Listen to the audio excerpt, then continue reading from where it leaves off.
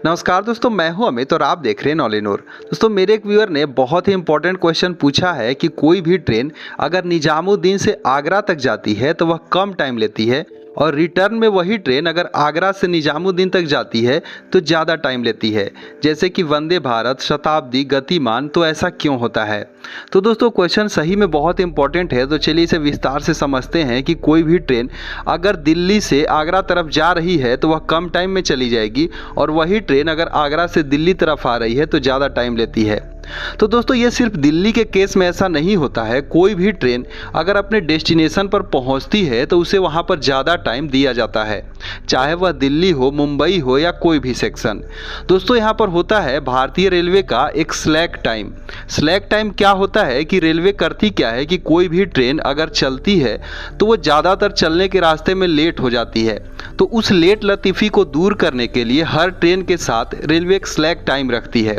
दोस्तों, ये slack time जो होता है उनके डेस्टिनेशन रेलवे स्टेशन के आसपास होता है, या फिर दूसरा अगर वो कहीं एक जोन से दूसरे जोन को चेंज कर रहे होंगे तब भी वहाँ पर रेलवे स्लैक टाइम रखती है। ये टाइम करती क्या है कि ट्रेन जितनी भी लेट हुई है उसकी पंक्चुअलिटी को मेंटेन कर लेती है, यानी कि उनके बीच के टाइमिंग को जो है छोटे दूरी के लिए बढ़ा दिया जाता है, जिससे ट्रेनें जो है पंक्चुअल बन जाती हैं। अब मान लीजिए कि कोई ट्रेन जो है आगरा से नई दिल्ली जा रही है या फिर निजामुद्दीन, जहाँ पर उनका डेस्टिनेशन हो रहा है, तो इस बीच उनके स्लैक टाइम को दे दिया जाता है, जिससे यहाँ पर ट्रेन जो है बीच रास्ते में कहीं भी लेट हुई होगी तो पंक्चुअल हो जाएगी। दूसरा क्या होता है कि अगर इधर से कोई ट्रेन मान लीजिए कि दिल्ली से भोपाल जा रही है, तो इधर जाते टाइम उसके भोपाल के पहले रेलवे स्टेशन पर उसे स्लैक टाइम दिया जाएगा, जिससे भोपाल पहुँचते पहुँचते वो ट्रेन जो है पंक्चुअल मानी जाएगी। तो इस प्रकार से यही स्लैक टाइम जो है रेलवे के लिए यहाँ पर पंक्चुअलिटी को मेंटेन करता है, जिसके चलते यहाँ पर एक्स्ट्रा टाइम दिया जाता है।